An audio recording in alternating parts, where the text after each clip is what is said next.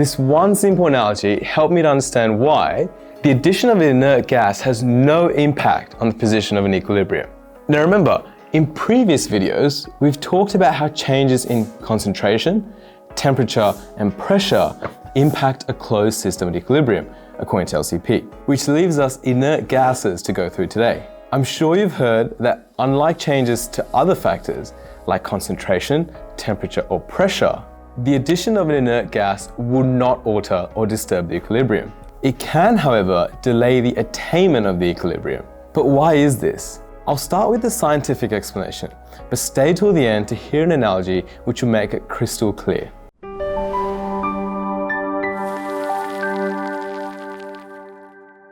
Recall first that inert substances are unreactive. So let's take argon as an example. This means that argon isn't going to react with any of the reagents in the mixture.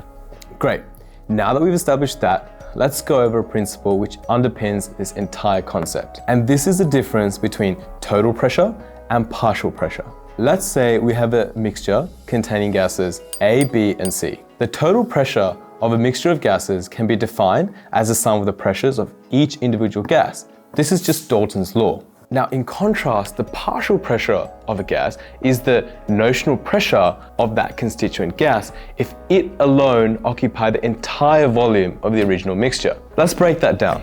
It's like saying the partial pressure of A is the pressure that gas A would exert on the walls of the container it was held in if it was the only gas in the container. It's a notional pressure because obviously that's not true. Gases B and C exist as well, and to truly appreciate the level of stress exerted on the walls of the container, we'd have to factor in those gases as well.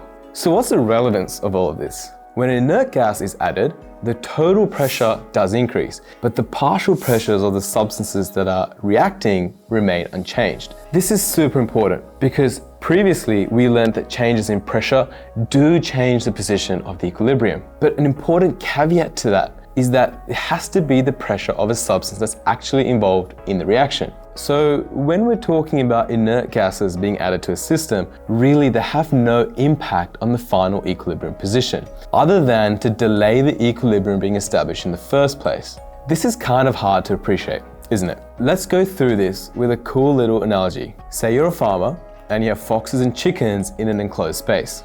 And let's say foxes eat chickens. The farmer now introduces dogs into the enclosed space. Neither party, foxes nor chickens, care about dogs, i.e. they don't eat and they're not eaten by dogs. Dogs roaming around the space have no impact on whether the foxes eat the chickens or not. Dogs may occasionally get in the way and delay the inevitable, i.e. foxes eating chickens, but in the end the result is still the same. This means that the equilibrium position is unchanged, but the dogs, or in this case, inert substance, may delay the attainment of the equilibrium when it gets in the way. Now, just remember, this is just an analogy, and like all models in chemistry, it has some drawbacks. Yes, foxes eat chickens, but chickens don't eat foxes, so it's not really a reversible reaction.